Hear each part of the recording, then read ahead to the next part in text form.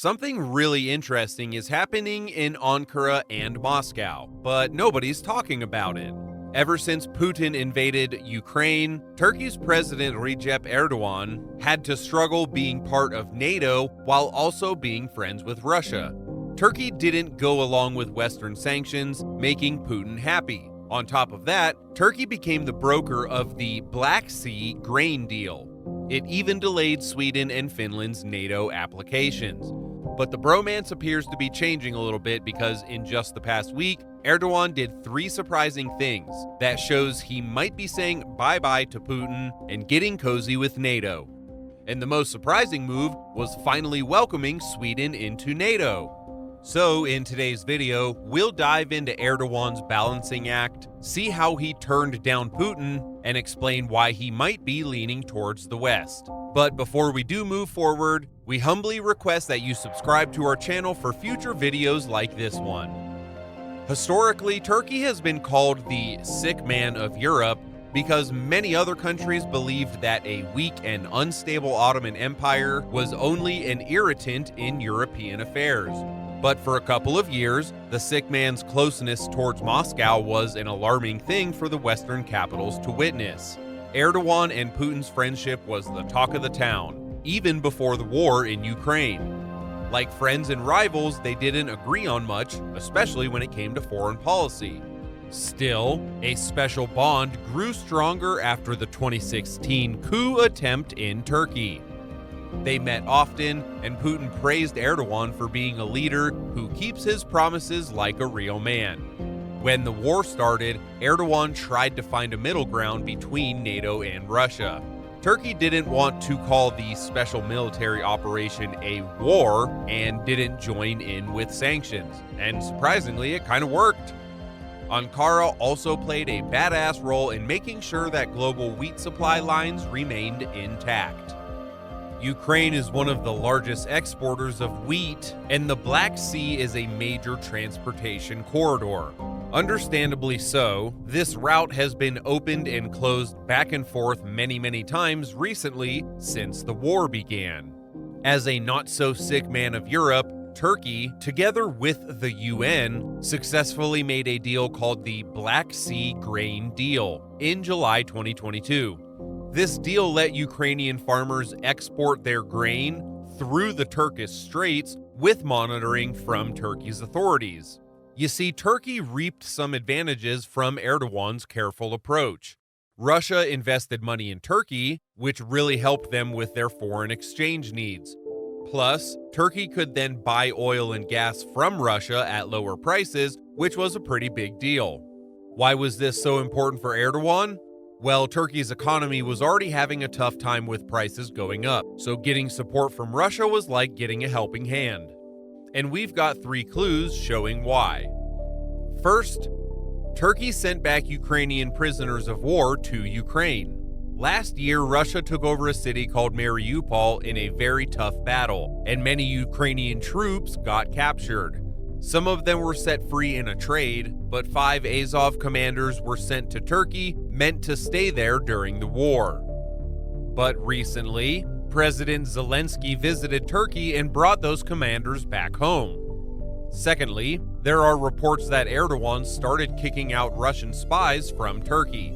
And third, Turkey decided to expel Chechen soldiers fighting for Russia in Ukraine. Erdogan felt pressure from Ukraine and Western countries to act against these Chechen soldiers who are accused of committing war crimes. It looks like Turkey is moving away from Russia and leaning more towards NATO and the West. But remember, Erdogan's decisions are often based on what's practical and what's best for Turkey.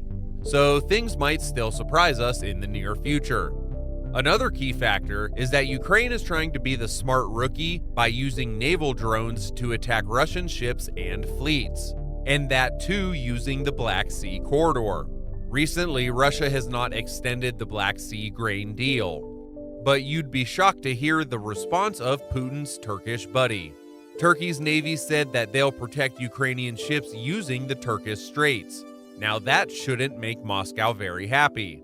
Amidst all this, Erdogan made a big announcement which was the final nail in the coffin. Turkey finally agreed to let Sweden join NATO after more than a year of waiting. But listen, because this part is important. Turkey was not blocking Sweden just to please Putin. Erdogan was using his veto to get other NATO members to give Turkey some special favors. He wanted a closer bond with the EU and F-16 jets from the US. Putin was happy in the first place when Turkey blocked Sweden's entry, but he wasn't such a fan when Erdogan lifted the blockade. After Erdogan's recent move, Viktor Bondarev, the chief of Russia's Federation Council Committee on Defense and Spending, said that Turkey is moving from being neutral to becoming an unfriendly country. Meanwhile, the Russian news agency TASS reported that the Kremlin told Turkey to see Europe without rose-colored glasses. They said nobody, not even Europeans, wants Turkey to be part of Europe. So why is Erdogan shifting westwards and distancing from Putin? We've got 4 good potential reasons. First and foremost, it's all about Turkey's economy. You see, Erdogan's unique way of handling money, like lowering interest rates even when there's inflation, has caused some trouble. The value of their money, the lira, went down, and it went down fast, and Turkey's economy ended up relying on help from Russia. But things aren't stable and the lira is still declining. Turkey hopes that getting closer to the EU, even without full membership, might help keep their economy afloat. Another reason Erdogan is shifting westwards has to do with his very recent re-election for a brand new 5-year term. So he's got time and room to make a westward move, even if some of his supporters aren't quite thrilled about it. Erdogan is quite a flexible politician. Over the years, he has changed his views on a lot of things, like the EU and the Kurdish issue, but he always manages to get re-elected in the end. Here's the third reason that we spotted. It's about Wagner's attempted coup in Russia. The coup showed that there was a real chance of regime change, or some sort of political collapse in Russia. And many people think that this might have affected Erdogan's thinking. He doesn't want to get too close to Putin if there's a possibility that Putin's about to lose power soon. Let's talk a bit in detail about the last reason why Erdogan might be shifting away from Russia. Turkey is actively getting help from their friends in the Gulf region, especially Saudi Arabia and UAE. They've given Turkey a generous investment in a big loan of $5 billion and have made announcements of investments worth more than $50 billion.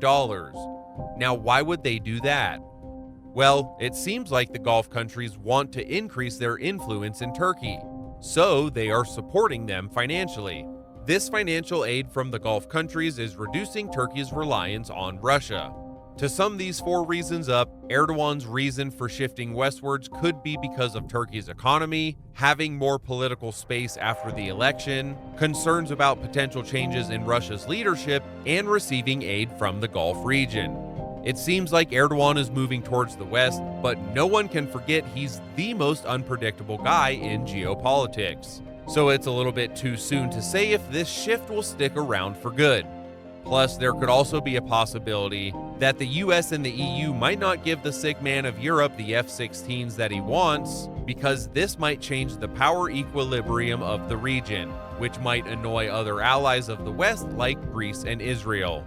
For now, there seems to be a separation between Putin and Erdogan. But whether it will change into a political divorce or a reunion, we're going to have to wait and see. And now we'd like to invite you to share your thoughts in the comments below. Please do subscribe to the channel if you already haven't and you enjoy content like this. We'll catch you in the next one. Thank you for watching.